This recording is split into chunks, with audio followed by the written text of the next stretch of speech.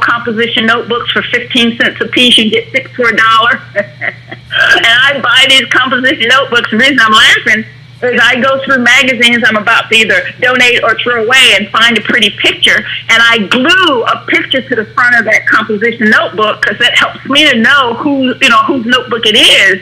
And then I go and when I'm interacting with a young person, I call it our diary.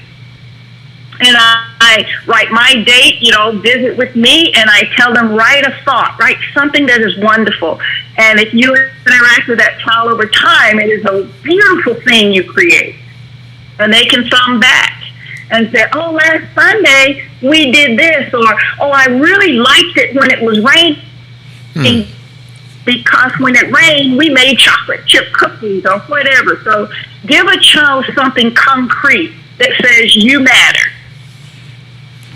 Very good. Doctor... You can do it on the cheap. You don't have to be rich and get all this eloquent stuff. What's that?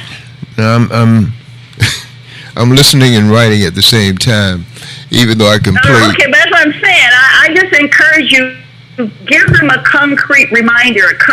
I was listening last night to a speaker I hadn't heard before, Dr. Darius Daniels, an exciting young black minister who had started out in law school.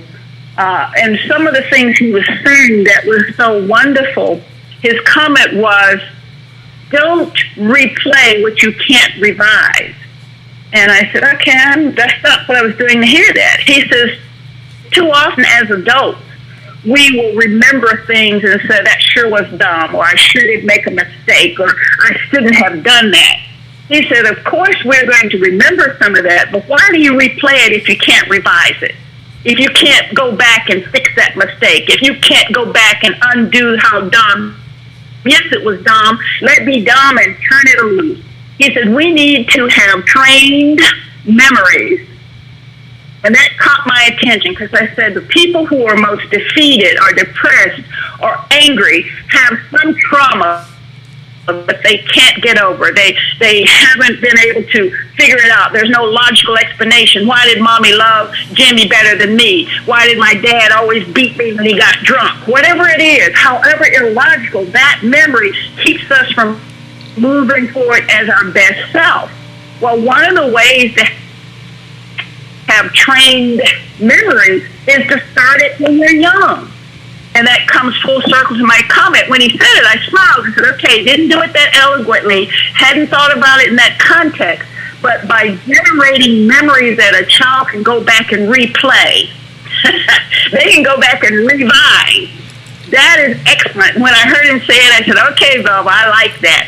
If you got a 10-year-old fat girl who's unhappy and somebody's called her ugly, and in her book she can fly like a fairy, and you're putting little stickers in there, and you're telling her she's beautiful, and you're anticipating by the time she's 12 she's going to be this, you are helping train her memories. Okay, so train memories means train memories of positive things. That's what that means. Well, you can train, it means de-emphasize the negative. Now, negative and positive are both sometimes necessary. Okay. Because getting away from something is a good push sometimes. If you have a noisy house and people are always drinking and fighting and you decide you're never going to drink again and you're not confrontational, then that negative experience shapes you in a way that's not negative. Okay. So that memory helps shape you, but you don't want that memory to trap you. Got it. You can't say to yourself, well, I'm never going to be any good because my mother was an alcoholic, my dad would chasing women, so I know I can't amount to anything. Now you've trapped yourself in that memory. Got it. Now, how would you get out of it? You train your memory. You would say, my mother was a strong woman, and she was beautiful, and remember her beauty. My dad was extremely smart, or he played football. Hang on to that memory. And when you think about family and someone says about your family, remember your mother's beauty, not her alcoholism. Got it. Dr. Remember your dad's football days and not his womanizing. Dr. Both of them are true, but just pick it. Go through and train your memory to pick out what is highlightable.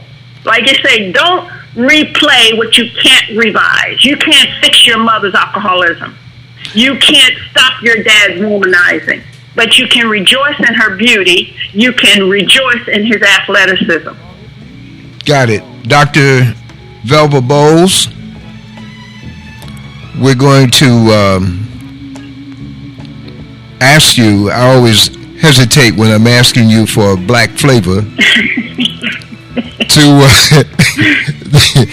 I'll get back to you in terms of Tuesday, this Tuesday between 1 and 2 on the wisdom table.